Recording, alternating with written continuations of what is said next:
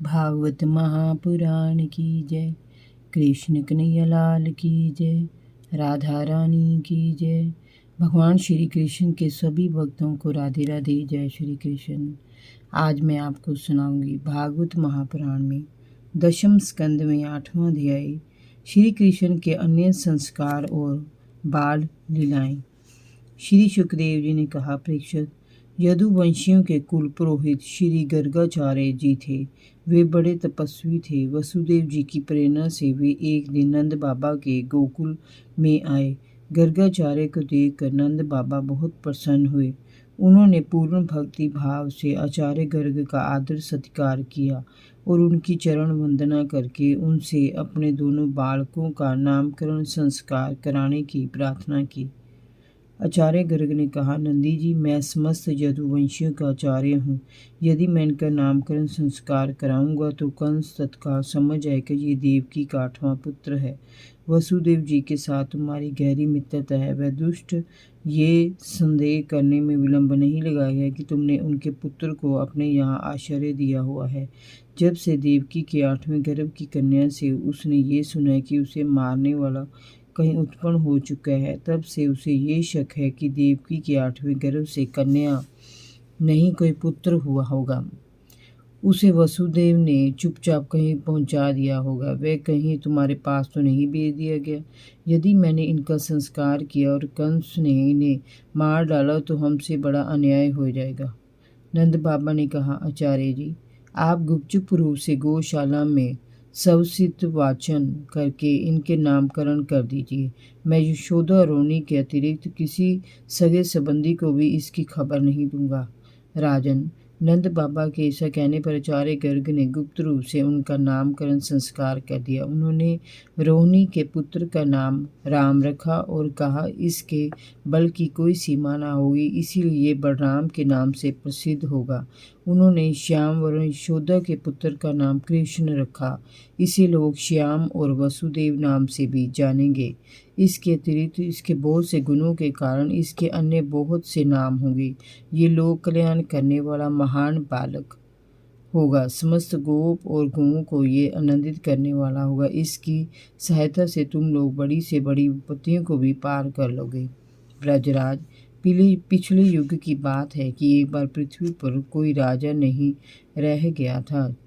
चोरों और डाकुओं ने लूट खसूट मचा रखी थी। तब पूर्व जन्म में इसी पुत्र की सहायता से उन लुटेरों पर विजय प्राप्त की जा सकी थी। जो भी इस शिशु से प्यार करेंगे वे बहुत भाग्यशाली होंगे। जैसे भगवान विष्णु की शरण में आए व्यक्ति को कोई पराजित नहीं कर सकता, उसी प्रकार कृष्ण से प्रेम करने वाला कभी शत्रु से पराजित नहीं हो सकता। गुण, संपत्ति और सौंदर्य में, कीर्ति और प्रभाव में, शक्ति और ज्ञान से ये बालक साक्षात नारायण के समान है। तुम सावधानी पूर्वक इसकी रक्षा करना, क्योंकि शत्रु हर समय इस पर घात लगाए रहेगा। परीक्षित, इस प्रकार गर्गाचार्य नंद बाबा को समझा बुझाकर अपने आश्रम लौट आए। उनकी बात सुनकर नंद बाबा सावधान हो गए। उन्हें आत्मिक आनंद भी हुआ कि इतना महान पुत्र उनके यहाँ जन्म है। कुछ ही दिनों में राम और श्याम घुटनों के बल चलने लगे। फिर वे जरा बड़े होते ही ग्वाल बालों के साथ गलियों में खेलने लगे। धूल मिट्टी में सने हुए ने देखकर उनकी माताएं प्रसन्न हो उठती और उनकी तरह तरह की शैतानियों को देख देख कर प्रसन्न होती रहती। थोड़ा बड़ा होते ही वे गोपियों से छेड़छाड़ करने लगे।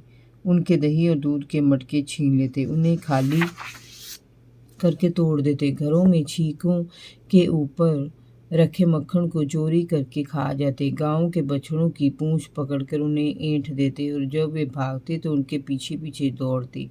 गोपियां उनकी शैतानियां देख कर हंसती, गुस्सा करती। उनकी शिकायत यशोदा रोनी से करती, पर उन पर कोई प्रभाव नहीं पड़ता था। गोपिकाएं भी उनकी रूप माधुरी को देखकर प्रसन्न होती। उनकी इच्छा ये कभी नहीं होती थी कि उनकी माता उन्हें कोई दंड दे। उनकी बाल लीलाएं पूरे गोकुल में रहने वालों के लिए आनंद का विषय बनी हुई थी।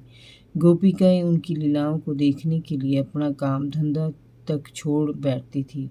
जिस दिन उनकी कोई लीला नहीं होती उस दिन गोपिकाओं का मन उदास हो जाता और वे बालकों को देखने के लिए कोई न कोई बहाना बनाकर उनके घर पहुंच जाती। राजन, ब्रजवासियों के कन्हैया तो समय भगवान है। वे परम सुंदर और मधुर स्वभाव के हैं। उनके बचपन की चंचलताएं बड़ी अद्भुत और मन को हरने वाली होती हैं। एक दिन सभी गोपिकाएं यशोदा के पास आई और कन्हैया की करतूतों को बताने लगी। अरे यशोदा, तेरा लाडला कान्हा तो बड़ा नटखट हो गयो है री। गाय को दूहने का समय ना होने पर भी वह बछड़ों को खोल देता है। हम उसको डांटे तो वे उल्टे हमको ही डांटने लगते हैं। हम उसका मुंह देखे तो वह हमें देख के ठठा मार कर हंसने लगते हैं। हम कितनों ही दही दूध को छिपा छिपा के रखे पर वो और उसकी मित्र मंडली चुरा चुरा के सब खा जाते हैं। जो बच जाता है उसे वह बंदरों में बांट देता है। इतना ही नहीं, वह हमारी मटकियों को भी फोड़ देता है। छीकों पर रखे दूध दही को भी नहीं छोड़ता। कभी उखल पर तो कभी ग्वालों के कंधों पर चढ़कर वहां तक पहुंच जाता है। कभी अगर पकड़ा जाए तो हमें ही चोर बना देता है, जैसे हमारे घर को मालिक वही हो। गोपिकाओं की बातें सुन सुनकर यशोदा दिखावे के तौर पर बड़ा गुस्सा करती हैं कि आने दो उसे घर। इस बार उसकी खबर ना ली तो कहना। वह उन्हें समझा बुझाकर वापस भेज देती। वह कान्हा को घर आने पर दंड देने का विचार करती, पर उसके आते वह गोपियों की कहीं बातें भूल जाती और कृष्ण को दुलार करने लगती। उससे पूछती, क्यों रे, घर में माखन क्या कम होते हैं जो तू गोपी के घर में घुसकर माखन चुराता है। इस पर श्री कृष्ण कहते, मैया, मैं माखन नहीं खाया। अपने कानों को हाथ लगाकर वे कहते, गोपियां तो बेकार में बदनाम करती हैं। एक बार कन्हैया ने मिट्टी मुंह में डाल ली तो बलराम ने जाकर घर पर कहा, माँ, कान्हा ने मिट्टी खाई है। यशोदा ने कान्हा को पकड़ लिया और उसका मुख खुलवाकर देखा कि सच क्या है। इस पर श्री कृष्ण ने मैया यशोदा से कहा, माँ, मैंने मिट्टी नहीं खाई। दाऊ झूठ कह रहे हैं। अगर तुम्हें विश्वास ना हो तो मेरा मुंह देख लो। यशोदा ने कहा, अच्छी बात है, तू जरा अपना मुंह तो खोल कर दिखा। माता के कहने पर कृष्ण अपना मुख खोलकर दिखाते हैं। उसमें ब्रह्मांड को देखकर यशोदा सहम जाती है कि ये कौन है। वह मन ही मन उन्हें नमस्कार करती है और सोचती है कि ये कोई स्वप्न है या भगवान की माया की कहीं देखने में मुझसे कोई भ्रम तो नहीं हो गया।